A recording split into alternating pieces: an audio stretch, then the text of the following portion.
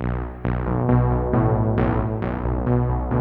now, for your listening pleasure, here's Polizzi and Rose, covering the week of media, marketing, and digital content news. This Old Marketing. Take it away, boys. Well, hello, my friends. This is Robert Rose, and welcome to episode number 346 of This Old Marketing for October 19th, 2022. And with me, as always, my good friend, my colleague, and, well, a guy who didn't put in a bid for Parler, Mr. Joe Polizzi. I got that right? You didn't actually bid for Parler? Didn't even think about it. Not even once. I thought with your multi billions of dollars that you're sitting on, you might have thought about it. No, not even for a little bit. But I know we're going to talk about it. I mean, that's our first story. Yes, the main story. Yeah, that's the main story. But we're already getting into the show. This is the earliest we've ever gotten into the show. We can't do this. We've got to talk. No, I know. We got to talk about something. Got to talk about devastation in Cleveland sports. Yeah, well, or a complete collapse of the Dodgers. One of the two. We could talk about that too. That's right. Yeah. It's unfortunate. I mean, we're recording this on Wednesday, and last night we watched our Guardians lose to the Yankees. A lot of people are calling for the fix. I got to tell you, because really, well, you heard about the rainout disaster, right? I did not hear about this. What is this all about? So on Monday they were supposed to play Game 5 in New York, and it's not raining, and they delayed the game, and it didn't rain for like an hour and a half, and then they called the game. Well, our bullpen was all rested. Their bullpen needed a little bit more rest, and lo and behold, they ended up delaying the game until Tuesday. And, New York was fully rested and completely destroyed the Guardians, and now we're out. So, not that I'm calling for, conspiracy theory. Not that you're bitter. But I am. I think there's a there. Yeah. And the other thing is, my wife and I can't go to any more Browns games this year because our record is now 1-4. Yeah, it's not good. The Browns they're not playing well. That is for sure. I actually thought that they weren't playing well, and now I'm starting to get the feeling that they're not a very good football team. Like it's well, here's thing. the thing. Here's what I would say. Putting on my little NFL analyst hat for a moment. Oh, please do. I'm sure you're eager to hear what I have to say. To hear whatever. I'm sure that's absolutely. But please go ahead. Bated breath. Yes. I think your quarterback is actually playing quite well. Above expectations, right? Above expectations for sure. And certainly, very similar to my situation at the Dallas Cowboys, a backup quarterback playing beyond what they were, what they're supposed to do. So doing very well. The offense is actually pretty good. Your defense is just falling apart. It's amazing. I mean, I think you guys can't stop anything. No, it's called the Swiss cheese defense. There it is. I see. There's an actual name for it. Yes, there are gaping holes in the defensive line, and running backs just seem to fly through them. I don't really know what's going on, but it was unfortunate. It was a beautiful day, beautiful October day for a game. And now, are you really not going to go to any more Browns game, or is that just a thing? We actually had a serious discussion about it because we're starting to think it might be us. I mean, is our presence there hurting the team? Oh, that's not self-centered at all. That's not narcissistic at all. It's a possibility. It could be. Could be the thing. I'm sure it's you. Yeah, I'm sure it's you and your lovely wife and your friends. It was it was a sad day on Sunday because we had 3 games that day. We started early in the morning. We went to the local Arsenal bar and watched Arsenal win, which is our European football team. So that was fantastic. And then we got 2 more games. We're going to go watch the Browns win, and then we're going to hopefully see the Guardians win. Well, the last 2 didn't complete the puzzle, so we were only 33%. It was not fun. Okay. That's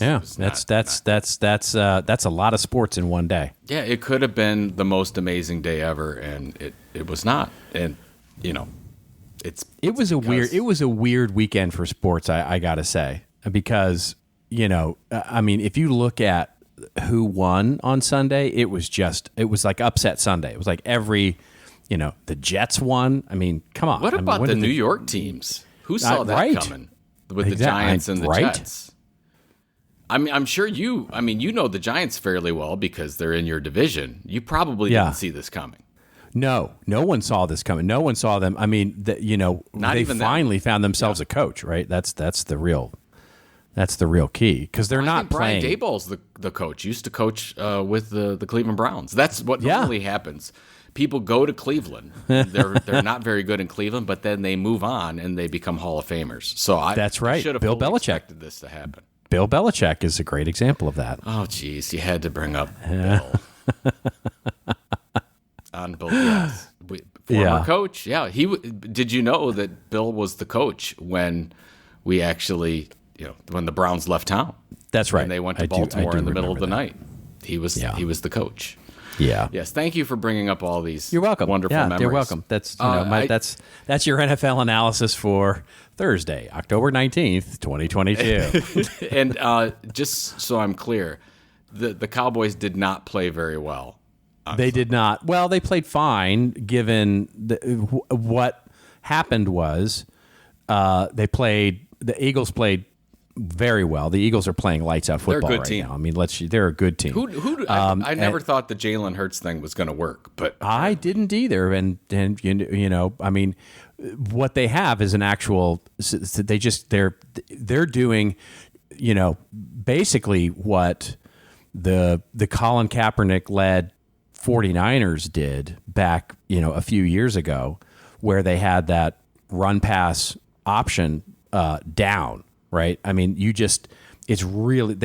know how to run that just over and over and over again. And teams are having a real tough time stopping it. And that puts a lot of pressure on the defense when you have a running quarterback that also knows how to pass. It's different than, that's right. Let's say the Chicago Bears right now, where Fields he's a great runner, but not quite there yet with the quarterbacking skills. And they're just not a good football team right now either. So, yeah, I mean, when you look at the stats, Philadelphia is a mediocre team, right? I mean, they're running for 3+ yards on average. They're passing not a lot, and they're sort of middle of the road stats wise. But you just don't stop them. They just go da da da da da da da da, and then they score a touchdown. Da da da da da da da, and they kick a field goal. And it's if you can't stop them, then it doesn't matter how few yards you're getting. You just keep getting first down after first down, and it's done. It's a good team. They're a good team. But yes, they played fine ultimately, but they just exposed the fact that we're playing with a backup quarterback right now. So I mean, he threw 3 interceptions, and you just can't do that and win. So the defense played fine.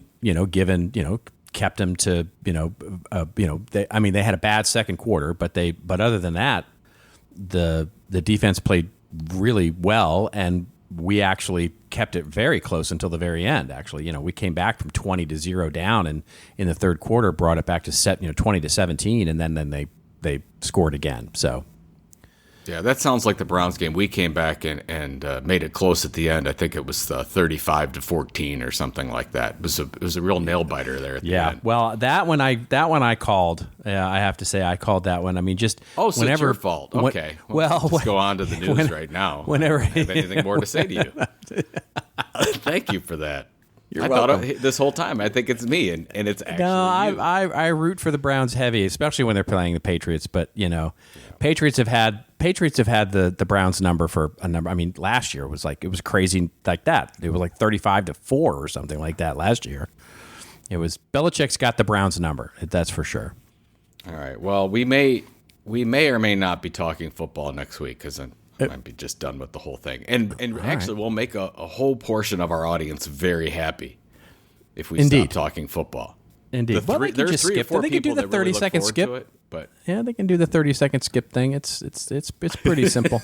They're doing pretty a lot, simple. like on this one, 30. Oh my God, they're still talking. Oh, Yeah, they're still talking about football. Come on, let's go. Well, I think they've probably learned now to hit that 10-minute mark, and then they go, okay, now they're going to finally get into it. We're right? fairly consistent. Yeah, We are. We do We're- at least we're- 10 minutes of gibberish. We are nothing if not Shenanigans. predictable. Yeah. Yeah, exactly. All right, let's get to our show here do because it. we've got a good one.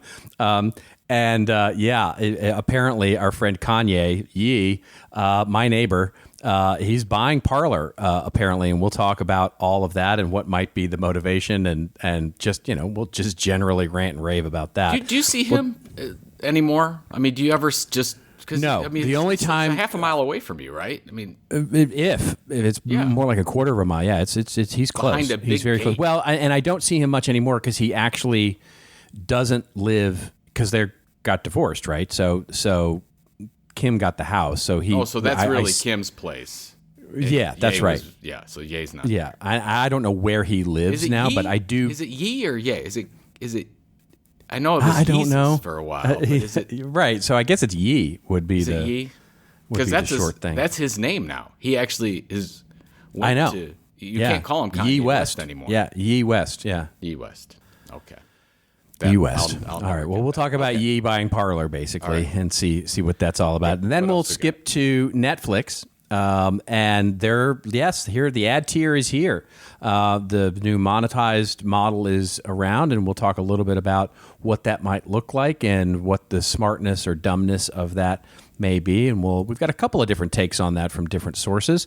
Then we'll talk about Steve Case. Remember Steve Case? He was the guy who brought you You've Got Mail. The next 5 years, he says, is about the internet meeting the real world. And we'll talk about how silly that actually might be. And then if we've got time, Walmart apparently, because why not, and everybody else is launching a content creator program as well. It was only a matter of time. It was only a matter of time before Walmart actually discount launched superstore it. That gets involved buys in it. the creator economy. That's right. We knew And it if was coming. for some weird reason we have more time after that, which is probably not going to be the case, but if we do, we'll talk about how Facebook's big metaverse news is, that's right, you get legs. You get legs on your avatar. We probably That's won't their- have time to talk about it, but we should because I have a take. So so you can just keep some of your monologues shorter. We can Okay. get- we can All get right. to it. I see. Basically, might keep my opinions on the Browns to myself. We would have Exactly. time for that. Well, now that it's your fault, now I can go to the games because it's yes, not, there you go. There you go. Trade in your narcissism for your hate for me. That's. Oh, there's no hate there. I'm in the real world. We're in the real world here. Okay. Good. All right. Let's do this. Well, we've got some rants and raves too as well. I'm going to I'm going to rave actually about a new news platform, and you're going to talk about all sorts of things with the NFL because why yes. not? More football talk. But this has to do with the show. I mean, That's right. It's not just NFL talk. It's media. It's media. It's media. Joe Pulizzi. He puts the me in media. So Oh my God. That's pretty true, actually. all right. Okay. Yeah. Yeah. All right. Let's move to our first story here, which is, of course, our top story that we talked about at the very beginning of the show. That is that Ye, or Kanye West, depending on how you know the man, and the headline, by the way, is from CNBC that we'll link to in the show notes is Kanye West, who now goes by Ye, agrees to buy conservative social media platform Parler, says the company. The article opens up by saying Kanye West agreed to buy Parler, a conservative social media app, after other platforms suspended him over anti-Semitic posts. It's not the only thing he did, but all right. In a world where conservative opinions are considered to be controversial, what? Oh, this is a quote. In a world where conservative opinions are considered to be controversial, said Ye, we have to make sure that we have the right to freely express ourselves. Later, Ye told Bloomberg News, it's just funny to see Ye in a sentence. Later, Ye told Bloomberg News he's buying Parler because Instagram and Twitter disciplined him. They put him in a timeout, so he had to go buy something else. Parler is one of several right-wing friendly social media platforms to emerge in the Donald Trump era. And then there's a wonderful picture of Ye doing his Ye face, which is It should be He's trademarked. a Yee face? Yeah. Is that what a you Yee just said? face? Yeah, The Yee it face. should be trademarked. It's that face that he makes when it looks like he's like imitating a goldfish, like when he's puffing out his cheeks and he's scowling at the camera. Anyway, Okay. what say you to Kanye or Yee buying Parler, Mr. Polizzi? Okay, first of all, I'm under the assumption that he got a pretty good deal with this. Oh, you think? Because, the article states, what is there, $56 million from outside investment, and they're most... Well, he bought a bunch of cash, that's for sure. I mean, they just literally closed around last month, so yeah. Yeah, and there's a lot of outside investment involved. Most of it's underwater, and the savior will come to save the day, Kanye. And look at what's some of the things that he's said is pretty horrible, and he was right to get banned from Twitter and other spots. So if he believes he can now go to Parler and have free speech, which honestly isn't, I don't think it's a thing. Unmoderated free speech on a social media platform is chaos, and I think there's a difference we need to talk about between free speech and hate speech. I don't think this is going to go well if you just get a bunch of people that can say whatever they want. And I think that's what that's what his vision is, right? You can go on here and say whatever you want, not be concerned with the repercussions. Am I taking this the wrong way? Well, I think you're putting a lot more earnestness behind his motivations than he's actually got. This is marketing, pure and simple. This is him keeping his name in the spotlight. I mean, true.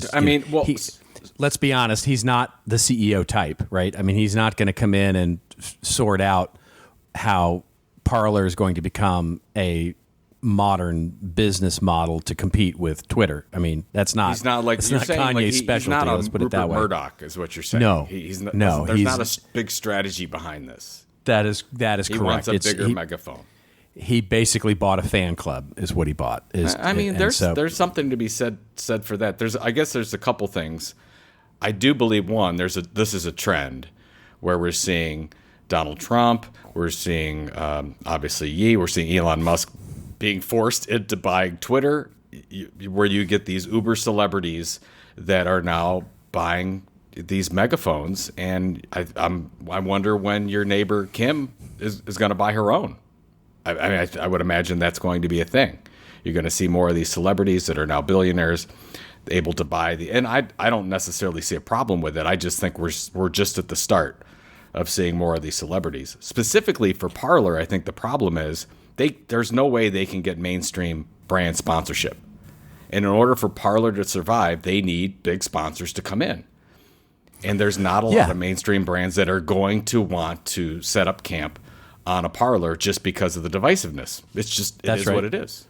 So. Well, I mean, so that's been the writing on the wall for, months and months, right? I mean, also hitting the news, by the way, buried in the news this week with Kanye buying Parler was the fact that that Truth Social has once again said, we're not going to turn over any information because about our pending trying to de-SPAC and trying to go public and all those kinds of things. They're just flailing, right? They've just put off again their disclosure of information about what's actually going on. So all of these platforms are struggling as business models, and that's what intrigues me so much about the deal here, because if you just peel back the covers for a second, what this really is Candace Owens and George Farmer, who are married, by the way. George Farmer being the CEO of Parler, and Candace Owens being his wife, and also a very high visibility, conservative pundit. Yeah, very popular. Yes, yeah. And they, they basically sold Kanye a bill of goods here, right? They were just like, how do we monetize this thing that we built and get out? And this is the way they do exactly that, right? They're very smart business people, and what they were able to do here is transform a very, very, very ugly. I mean, you had a great tweet where you said, this deal, this deal will be only second in badness to Twitter's, Elon's deal buying Twitter, but it's true. It's like he's getting an awful business. And basically, I would have loved to have been in that pitch meeting where, they basically said, Kanye, this is so great. You're getting this awesome, wonderful free speech platform. It's going to be amazing. You should just buy the company. Just buy the company. It'll be great for you. And he went, yep, I'll do it. And he bought the company. And so, it is quite a bit different though from what Elon did, because Elon, of course it's different. $44 billion, right? And so what the article says, Kanye is worth over $2 billion, and which is not even close to accurate. He's spending a bucket of pucks. That's right. For this, it's probably not a big flyer for him. No. He may be getting the better end of the deal. You never know. I don't know. Well, it's hard. It would be hard if you look at the numbers, and it's obviously hard to know because they're a private company on what the actual revenue and user subscriber. It's hard to actually value the company at this point. But the fact that they've taken, I did a little bit of research here, and they don't, they have a handful of employees. It's not like they're, a huge company or anything. And so, and let's assume they have some amount of revenue. Although if you Google that and try and spend money with Parler, it's tough, actually, because a lot of people are like, I can't even buy advertising. I can't even get a salesperson to call me back. Not a good sign. Not a good sign. But regardless, user base, advertising model, on and on, not a big company. And they just took, I think it was 30 something million in funding last month, like in September. They took they took their last round of funding. So he just basically bought a bank account, right? And so he may not have had to have put much cash into this thing, or he may have just literally matched what was in the bank. In other words, he may have just said, okay, I'll just match what's in the bank, what you got from a venture fund, and call it a day and take over, primary ownership. Sure. And let the venture firm out of their obligation. Some people, and the venture firm walks away clean. Yeah, there's a few people in there that wanted out, and they got out at any cost, with a loss, most likely. And by the way, we're speculating here. I mean, this is all speculation in terms of what... I think the listeners know. Exactly. That's all we don't have to put our financial disclaimers. Yes. But anyway, it's a bad deal. Any way you cut it, it's not going to be a successful business deal yet. The odds of that. The one thing I do like, the article talks about how Parler is trying to build their own infrastructure so they don't get blocked again by the Googles and the Apples of the world. I do like that. I don't know if they're doing that, but it says they're doing it. I like so that. if you look at the underlying structure of the company, Parler, the social media network, is actually the smallest piece of it.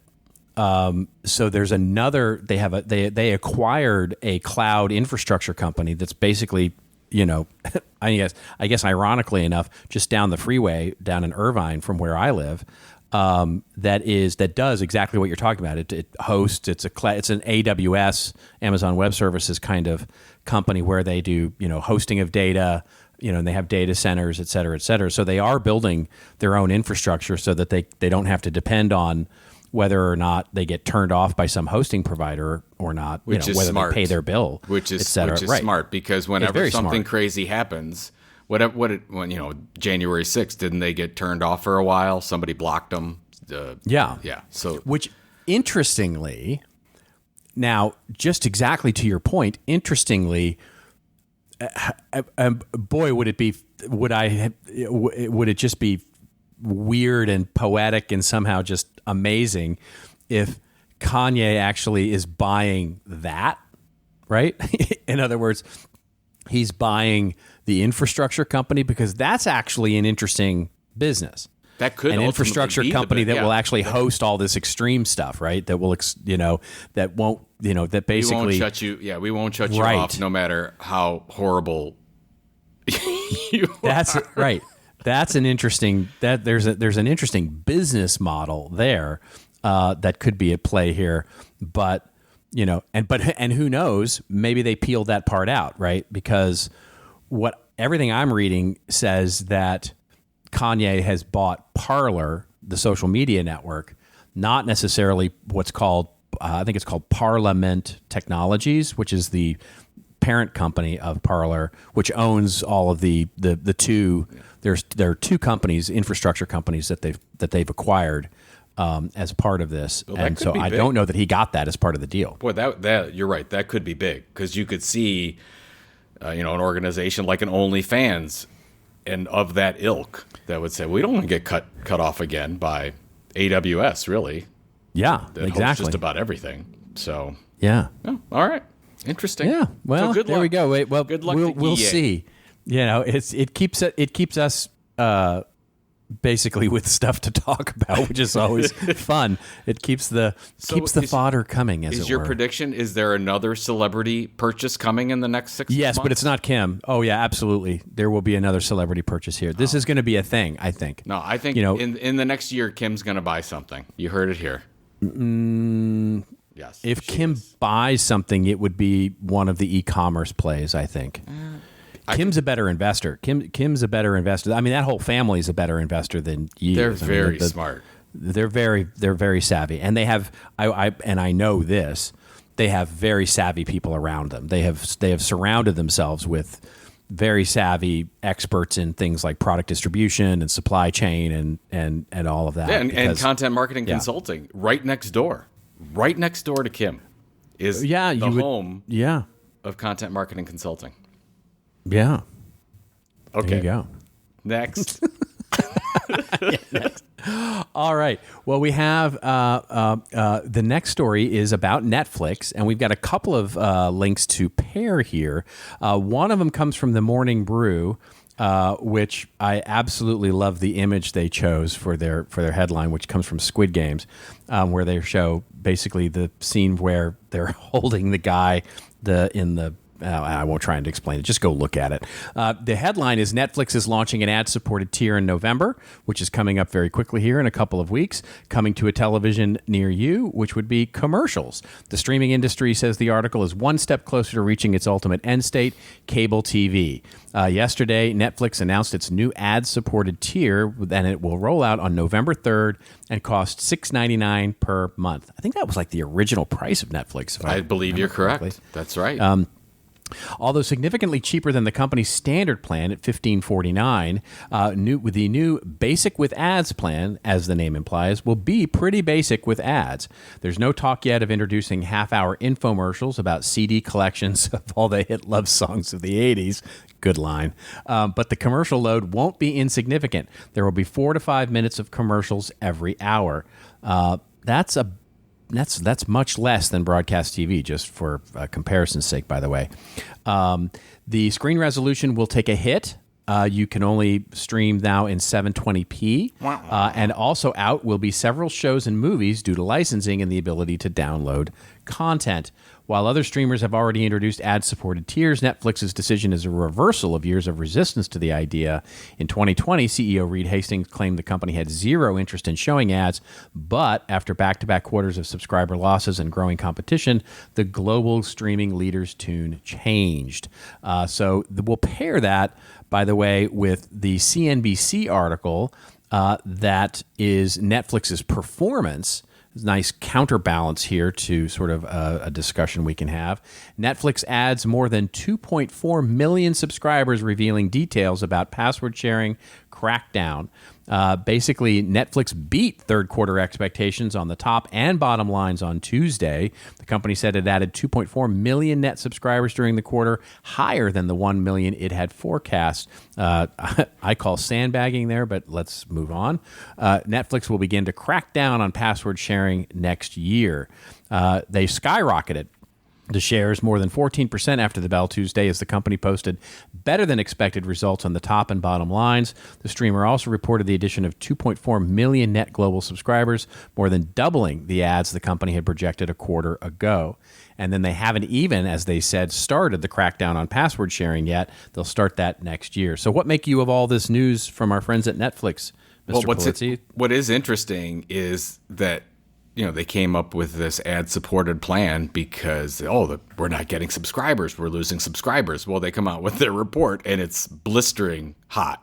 Great report. Sandbagging or not, it looks like the company's in good shape. They had a little bit of dip. They reorganized. They're cracking down on the password thing. They're doing pretty darn well. So now they're coming out with this ad tier. My concern is, this is what I want to get your take on, is it sounds like sponsors are out the door trying to get, they're almost already sold out of sponsorship. Are they going to get the number of people to sign up in order to justify all that? That's the concern. Because okay, if you're at 15, what is it, $15.49, I think is regular Netflix, okay, I don't want to spend the $9 a month and I want to go to the ad supported. I don't know if they're going to get the numbers to justify the sponsors. That's my question.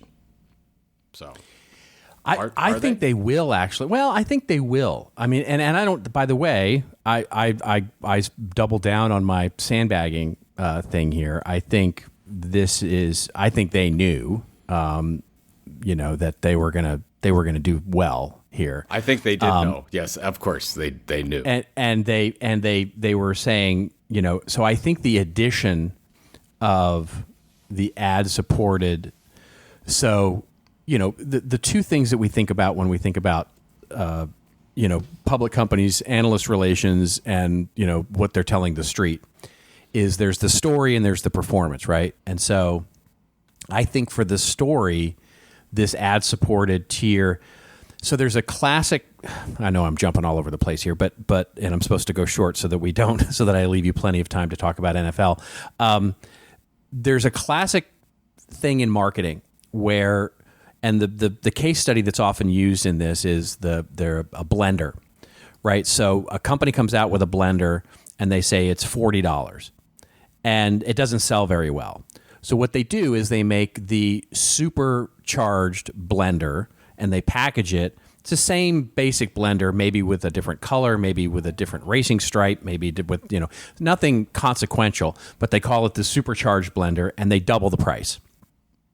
And so what it ends up doing is that it gives you a frame of reference for how much this blender should cost. In other words, what they're saying is that this super blender is $80. So now you're going to buy, it gives you a frame of reference for buying the $40 blender, and sales improve. So basically, by offering an alternative, you give the customer a better frame of reference for, what they should be paying, and they'll buy the alternative. I think the same thing is at play here with Netflix and what they're doing with the ad-supported tier, right? By taking away all of these things, adding in, 4 to 5 minutes an hour, by the way, is about half of what broadcast TV ad is, right? So an average 30-minute show on broadcast TV has 8 minutes of commercials. 22 minutes is normally the show length, and I think it's 48 or 52 minutes for an hour-long show. So there's 12 or 10 minutes of commercials in an hour-long show. So 4 to 5 minutes an hour is going to be about half. So they're clearly not trying to duplicate normal broadcast cable television. And so, but by taking away the thing about 720p, taking away the ability to download some movies, et cetera, they're showing you an alternative. And so what they're really doing is justifying the $15.49, right? So they're basically saying it's exactly offer. Right. So a premium experience is only, $9 more a month, right? So that to me shows that what this really is a play to bolster subscription rather than build an entire business on ad supported. And so that's, I think it's a really smart thing to do. So I think what we're going to see, and what you're seeing is, I think in some ways, it would be worth really dissecting at some point, in a marketing case study, is did the threat of the advertised based model and password crackdowns actually drive subscription rates? In other words, this thing may disappear and the price of premium may go up, so I'm going to get in while the getting's good, right? I'm going to get my subscription while the getting's good and get, and create a bit of a digital scarcity here to drive their net. There's wonderful growth in the third quarter. So I really like Netflix is brilliant in the terms of the way they do their marketing and sales. So, it doesn't surprise me that they beat this. And I think it's really interesting to look at the ad-supported model in that way. Oh, I'm sorry. I totally didn't hear the last 3 minutes of what you were talking about. Could you go? I'm just kidding. Okay. See? All right. See? No, it's actually, no, you have a really good point. If that's the case, and this is an issue about pricing models, getting and no excuses to get somebody in, and maybe them moving them up from the ad supported to the premium, I think that the $15.49, which is their current premium, is not going to be the premium in the next 2 years. That's going to be the middle selection. You're going to have the ad supported on the lower end. You're going to have this $15.49 and then they're going to have another like really premium, like $29 a month, where you get something else. Where I think that becomes your Apple One. Where Apple, you get, exactly. Hey, you get everything. I think that's where Netflix One comes out, and you get all the things. You get Netflix games, you get Netflix whatever else they're going to launch. Yep. I think that's where you're going. Is that that's exactly right. And by creating the alternative of the ad-supported model, they've enabled themselves to be able to do exactly that. Yeah, that's probably pretty smart. I still. I guess the question is, if you think they can pick up. They've got to pick up 2, 3, 4 million people to make the sponsorship thing work. You think they will do that, and you don't think they'll have enough? Oh, people I do. That will, I absolutely think they'll downgrade. pick up. Yeah. I think they'll pick up a couple of million. Well, right? And I think you just don't want them to downgrade from the $15 to the $7. Well, I think you'll have some of that, right? I think you'll definitely have some of that. And I think they've probably put in that as a calculation. In terms of, their average churn rate and why people are churning out, and when they look at the price as the reason of churn, they're giving them some place to land. And so quite honestly, it may be that they're calculating churn rate and the percentage of churn rate due to price as sort of their base audience, right? And if they can give them at $6.99 and save those people, that may give them the base for their advertising model. And by the way, they'll more than make up that revenue loss in advertising. So the new prediction, as we always have some prediction, would be that in the next couple of years they have a premium offer called Netflix One. That's right. For $29.99. Netflix Plus, maybe, because everybody needs a plus. I don't know. I like the one. Yeah, is it Plus? Yeah, you seen those Hulu commercials? It's Hulu plus. Anyways. Yeah, plus Netflix Plus. Wow, you gotta say that Netflix slow. Netflix Plus One Max. Yeah, Netflix Plus is what it's going to be. Netflix Plus One Max. That's my favorite. Let's go with that. That's it. All right. You heard it here first. Let's move on to our next story here, which brings back an oldie but a goodie with his gray hair and everything. This is the man who brought Americans online. That's a nice headline from MarketWatch. Says the next 5 years is going to be about the internet meeting the real world. And so, this is Steve Case basically helping us understand what we're supposed to do here. And as I clicked on this link to actually read the article, funny enough, they put up a big old paywall in front of me that I can't actually get to. MarketWatch did? Yeah, MarketWatch did. How dare they? Yeah, they did. What do you got to pay? $6.99? It is $1 for 4 weeks or limited articles for free. This is like the Netflix thing, right? Let's just see here if I go to I can see how I just opened up Safari because I've not sort of abused my Safari privileges as yet. Yes. So I'll read the article now, and the opening of the article says, when MarketWatch first started delivering financial news and data exclusively online in 1997, about half of U.S. households had internet access and were connected through America Online. AOL at that point was led by Steve Case, who navigated the company from dial-up services to instant messaging and general internet access. Case eventually merged AOL with Time Warner in a $164 billion deal that shocked Wall Street. It's still and marked a high point. Still a shocking number. It is still a shocking number, and marked a high point of the internet bubble. I would have changed that to low point of the internet bubble, but yeah, it was an important thing. Who's getting the money? I mean, if you were getting that the only money, thing that maybe rivals the Twitter deal is how bad that Time Warner America Online merger was. In any event, this is an interview. The Market Watch turns 25. They interviewed Steve Case, and they basically interviewed him on all sorts of things: where Market Watch would be in 5 years, what he'll be reading in Market Watch, in other words, his predictions for the next 5 years, and other elements. And one of the things that he said is that he's optimistic. But if there's something to worry about, says Steve Case, it's about where we are unsuccessful in leaving the playing field. Right now, innovation economy really is dominated by a few kinds of people in a few kinds of places. 75% of venture capital goes to just 3 states. And he talked about the widening, the opportunity to widen out that investment and really connect people with the internet. So what did you think about this? Well, I love the thinking. I would love to say that Mr. Case is correct and say that we have this. He's basically building this idea that anyone, anywhere can start and build an innovative company anywhere, specifically in this case in the United States. So the 75% of VC money going to 3 states, that's a big number. So, I mean, that's, what is it? Is it Massachusetts, New York, and California, right? Or the 3? I would guess, yeah. I would guess. Imagine that's the one. So I like the idea that this could be a thing, and of course we have the technology that we can make that happen. But the stats say that this is not happening. If you just look at the idea of just wealth inequality, the gap is getting bigger. The same thing could be said for this type, where you're getting more and more investment into those 1 and 2, 3 states.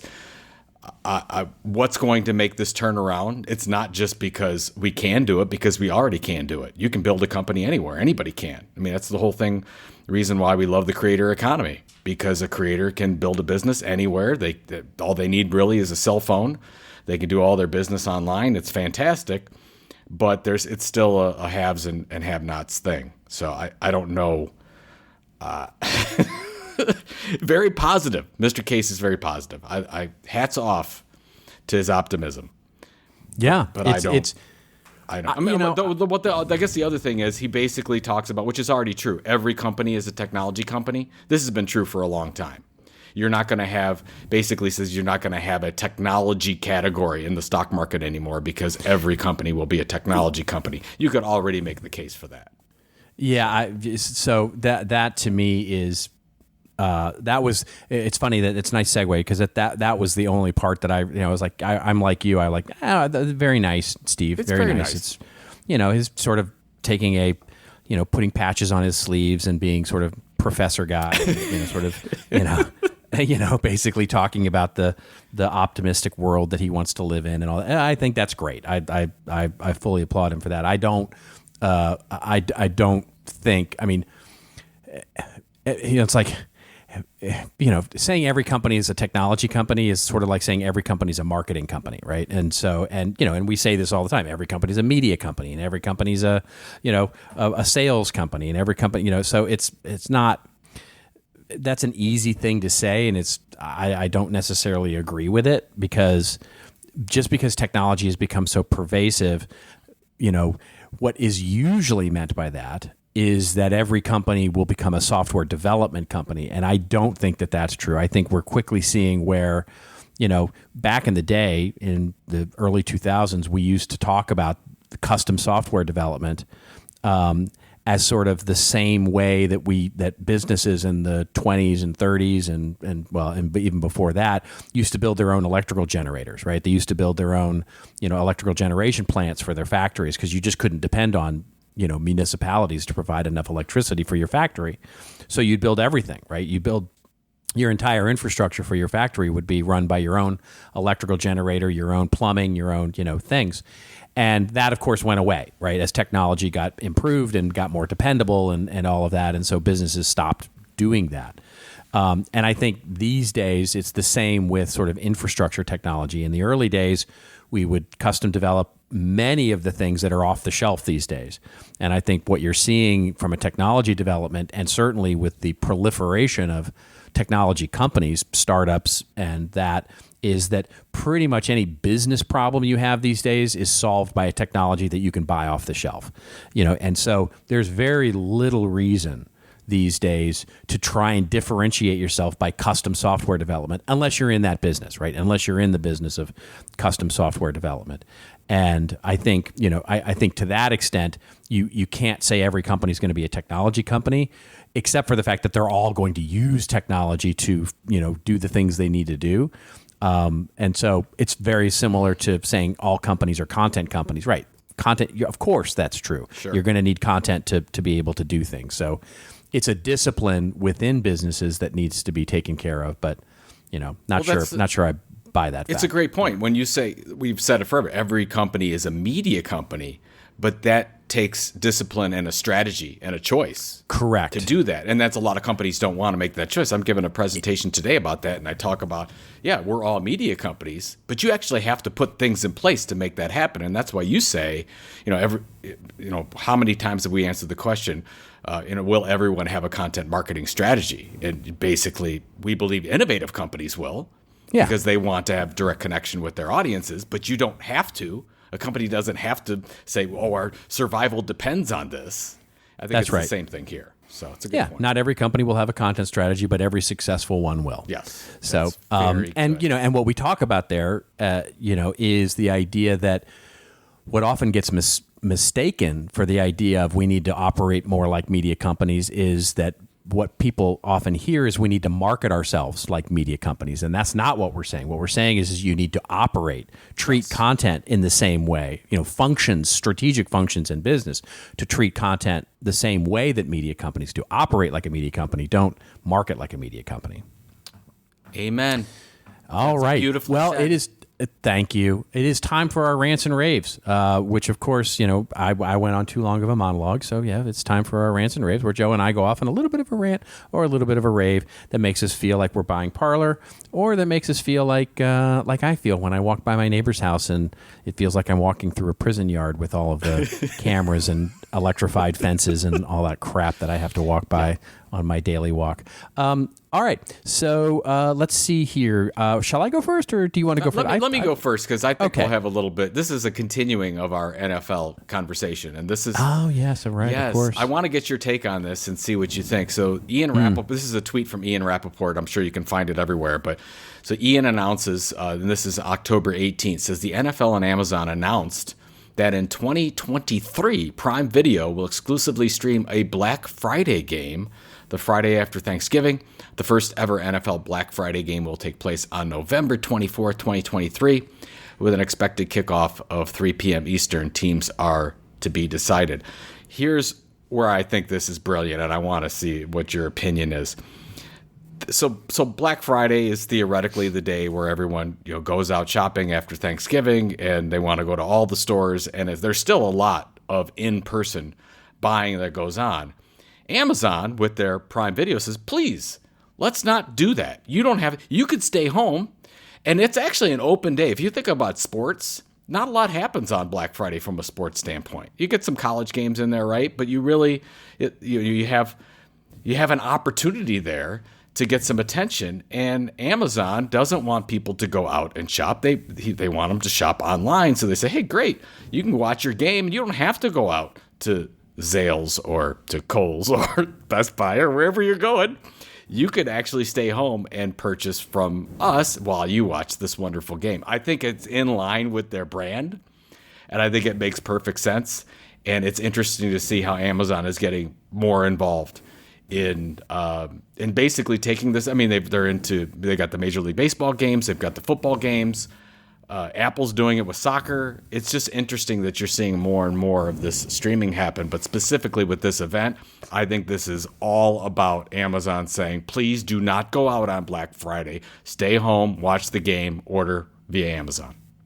I don't know what you think, but that's my take. Oh no, it's genius. It's this is what they were hoping for, right? And I think this gets enabled solely because, and I've been following this because I was really curious about it, and we even talked about it on the show like a few episodes ago, where we wanted to see what the popularity was of the Thursday Night Football only being available on Amazon Prime, and by all accounts, it's been a huge hit. Yes, it's been, it's they're getting better numbers than they did even on the NFL Network when it used to be there, and so that's, that enables Amazon to go back to the NFL and go, we told you it was going to be great. It was going to be awesome and very popular, and we met our numbers. So we want to do this, because getting the NFL to actually switch a game, to actually, to move the schedule to a Friday, that's no small feat. And so now there will be the two game, we'll see, I guess, how it sounds like it's going to be multiple games on Black Friday, starting at 3, and you'd have a 3 and a 7 or a 7:30 or something like that. So that means if they keep the original, because now they've obviously increased. It used to be 2 games, and the only reason I know so much about this is because the Cowboys historically have been one of them. And Detroit is the other team. So there's always a Cowboy on Thanksgiving. There's always a Cowboys game. There's always a Detroit game. And then there's whoever they play. So there's those 4 teams that will play. Now they've added 2 other games. They've added the evening games to that, or excuse me, 1 other game to that. So that's 2 more teams. That's 6 teams who play on Thanksgiving now. Now if they add 2 more games, that's basically 4 more teams. So that means on Thanksgiving weekend, Thursday, Friday, Saturday, Sunday, you basically have, a much reduced Sunday because basically 6 plus 4, that's 10 or 12 of the teams will have already played. It's and that's no small feat for them to get that done. That means, and what it's going to do is the NFL will end up owning that entire weekend from a sports standpoint. Yeah. Unless, there's no doubt about it. Outside of it's your crazy. college game here and there. They're not going to take Saturday, but they'll do Thursday, Friday, Sunday, Monday. So yeah, it's fairly impressive. But I just thought, oh my God, this is brilliant. It's a brilliant content marketing play. Brand. It just makes sense. I'm sure some people hate it, but I love it. I'm sure the retailers hate it. I mean, goodness gracious, retailers that make their money on Black Friday, they hate that. The sort of message of stay home and not go out to the stores, but rather order online and all of that. So exactly. Good stuff. Good. Very interesting. What do you got, sir? I got something very quick, which is basically just a quick rave. So this week, a new news platform brought to you by former Bloomberg folks called Semaphore has launched, and so. How Axios really changed the format of news. This is a really interesting one, I think, for us to pay attention to. It's called Semaphore, and the idea is that it's a new way to approach global news. And they cover everything from business to politics, and there's a newsletter. It's very focused around a newsletter, by the way. And what they do is they present you the news in a very structured way, a little bit like Axios. And so what they do is they separate opinion from just the facts. In other words, every story is structured exactly the same way, which is the first thing they give you is literally just the facts and just what happened. And then they separate that with a either view or dive deeper that are like not necessarily like editorial or op-eds or anything, but rather separating out the opinion from the actual facts. And so it's a really interesting, and then sometimes they'll even structure it out where they've got the reporter's viewpoint, right? What the reporter believes about this particular fact. And so you can continue to dive deeper, or you can simply get the facts from the news, et cetera. I think it's a fascinating experiment in delivery of news. I will be very interested to see how this goes, and I think it's just wonderful. I can't rave about it necessarily because I haven't read subscribed to it for very long or know what it's going to do from a business model perspective. But as an experiment, as a initiative, I absolutely love it. And we'll obviously link to the site where you can subscribe and see for yourself if you dig it. But as a way to deliver news, I love it. It's just sort of like it can't be more down the middle, right? It just is this is what the facts are, and then separating out. All right, and this is what this reporter has to say about these facts. Well, first of all, I love it, but second of all, it sounds like this podcast. I mean, this is what we do. We basically give the facts and then we give opinions, and I mean, right? But we merge those things. We tend to merge those things pretty fluidly. I guess we are all. Now that you say that, we're all opinion, all speculation, all the time. Yeah, our selection of stories alone, would incline us to a certain opinion, I'm sure. Yeah. Well, let's see. Well, I'm sure they've been listening to our podcasts, so this is how the whole idea came about. So yeah, absolutely. Awesome. Yes. So that's I just wanted to rave about it. Like it. So I just think it's a really interesting thing. So what do you got going on this week? I am. We're neck deep in client work, which is feeling really good. I'm off travel for a little bit. I know you're traveling this week, but I'm off travel for a couple of weeks, and then so I'm just busy with client work and loving the cooler temperatures. I'm absolutely thrilled that it's fall. Yeah, it's funny. I'm in Vegas right now. I've got a keynote in a couple hours on loyalty in 6 steps. I'm very excited to talk about it. I'm at the Printing United conference, which, from what I hear, as you know, we've been talking about the different B2B events out there, and all the in-person events are down for the most part, in a lot of cases by 50% or more. In this case, this is a printers event. They have 700 exhibitors. They hit an all-time high in attendance for this event. So it's interesting to see how some events are struggling and some events are booming. So it'll be interesting to go and do my little performance and song and dance and see how it goes. If they want all the facts or all the opinion and all the opinion and all the opinion. Yeah, but yeah, absolutely. This is one of the rare times that you and I are actually recording on the same time zone. Yeah, probably that's hasn't true. happened since we were in Singapore together. It's or last week when I was on the East Coast. Yeah. or I think it was last week. Yeah, you were or maybe last week. Yeah, I forgot about that. It's all about me. It's always about you, Joe Polizzi. He puts the me in media. Yeah, there we go. All right, ladies and gentlemen. Yeah, that's a pretty good show name. That's a pretty good show name. We put the me in media. Yeah, we call it Weedia.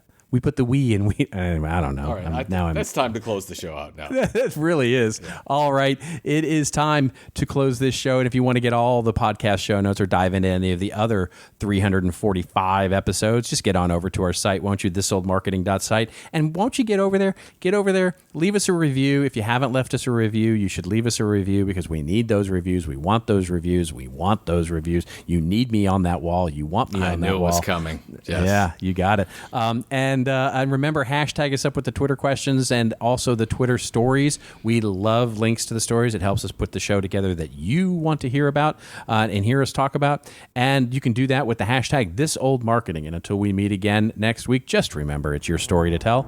Tell it well. See you next week on This Old Marketing.